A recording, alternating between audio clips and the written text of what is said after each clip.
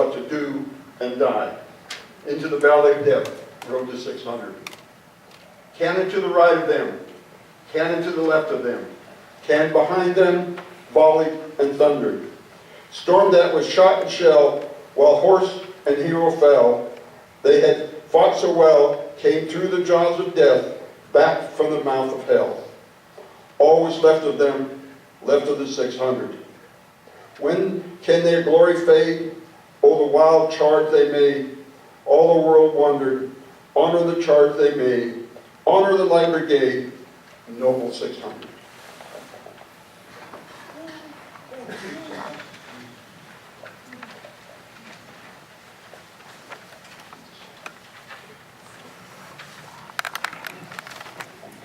I'm Carol Brenckle. I met Gordon and Donna in the 70s, and it was through the Unitarian Fellowship. I too saw the creativity and the hospitality, and it was just wonderful. When I read all of Gordon's letters, I just felt like I knew a very special person with very qualities that didn't show elsewhere. And one of them was how poetic he was in his descriptions. If you get a chance to read those letters, you too will just get to know that wonderful soul much better. He was a delight, and I'm glad I knew him.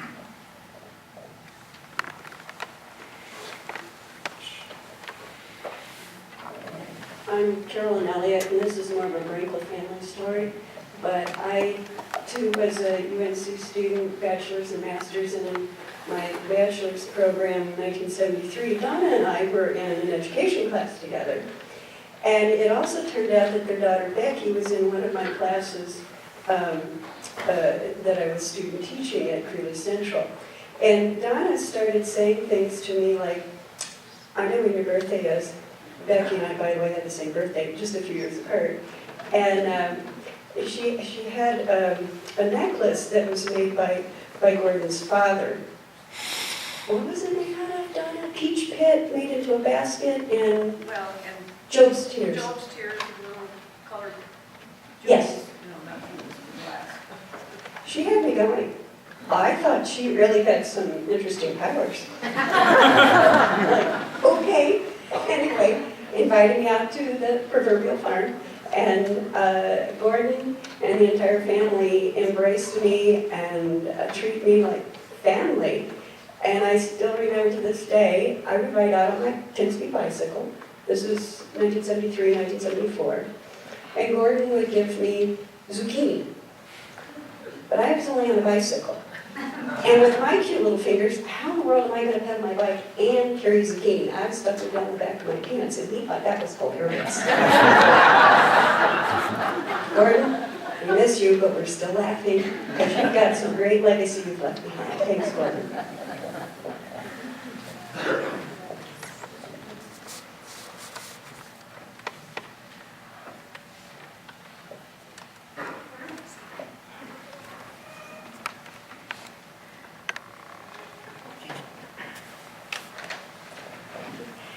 I'm Alice Woodrum, and I too have known Gordon since, I think 1973 is when I first met Donna and Gordon. And these past few days, I've had many little images come into my mind and go out again of Gordon. And one of them, of course, is in our other church building, where we had a large backyard and lots of shrubs and trees. And I have an image of Gordon with his chainsaw.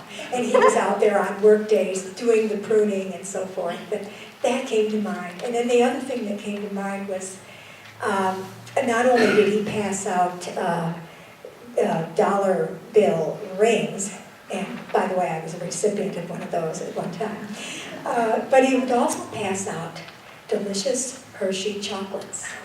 And he would pass these out to waitresses and to other people. And I too received some of those, and that was fun. And I've thought about that often. But I have one other memory I'd like to share with you because it's very precious. This was just a few years ago. Apparently Donna had a formal photo portrait taken of her. And it was very, very nice. And I can't remember where I was when Gordon was showing this to me. But I looked at it, and as I looked over at him, and I could tell he was making sure that I saw what a beautiful woman Donna is. And of course I was. I admired this picture, and he was very pleased. And I looked at him and I thought, what a wonderful man, because he was obviously so proud of his beautiful wife.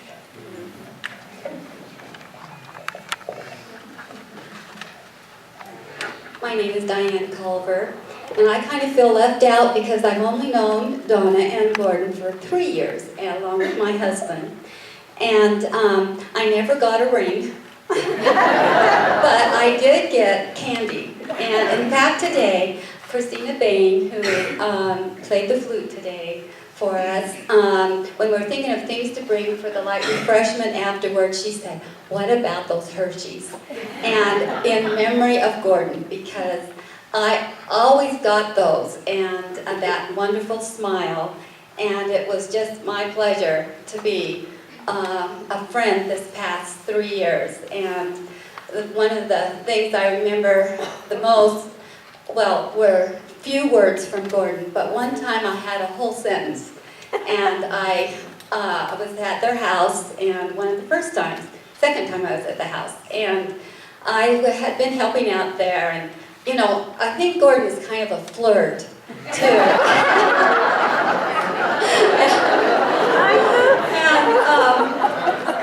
As you know, yeah. And so I was leaving, and he was still at the table. We had lunch, and Don and I were walking to the front door. He no longer could see us, and I hear loud and clear, goodbye, pretty lady. And I melted, as I have many times, by his smile.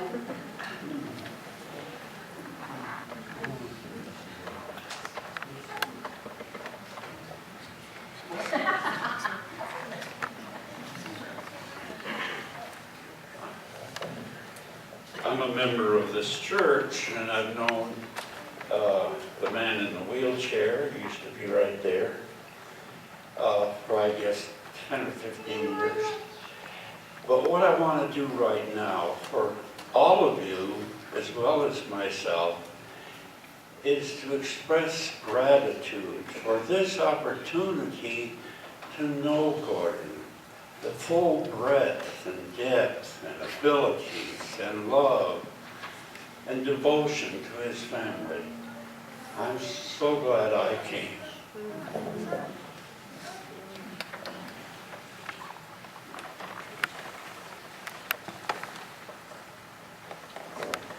I'm Bertie Bliss, and I'm part of the infamous Writing Your Life class that Donna and Gordon came to, and I think somebody in the group needs to talk. Along the lines of one of the fun things I did with Gordon is one day we were talking about how we read the paper and all of that, and Gordon very quietly said, I like to read the ads because the ladies don't have clothes on. So I went home and collected all of my ads from the stores, and I made Gordon a little black book.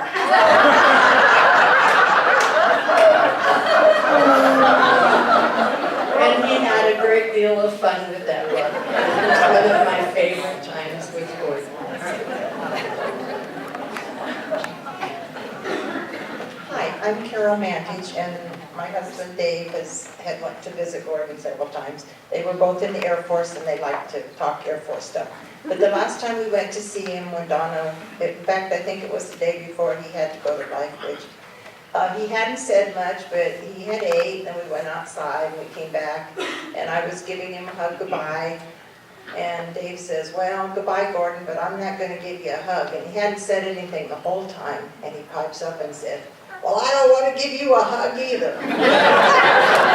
But the other thing I wanted to say is when I came to the Write Your Life class, I couldn't walk because my knees were really bad, so I decided to take somewhere I could just sit down, so I went hobbling in there. And the other people had been several years together, and when I walked to the door, I thought, Sylvia, that this was just me that he smiled like that at. Anyway, he looked at me and gave me the most welcoming smile. And of course, I went right over and sat down by him. And that was kind of the beginning of my love affair with him and Donna. And he was a wonderful person. I wish I could have known him before his disability, when he could really say more. But it's amazing what he could say with just a look.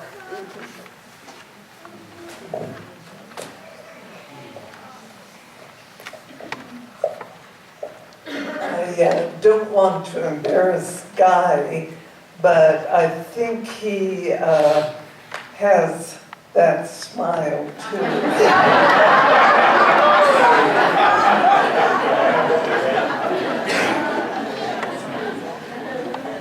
We don't so much have something to say, it's just something for my cousins, my siblings, grandma. Just one last thing. So those of you who grew up with my grandfather, you know his special way.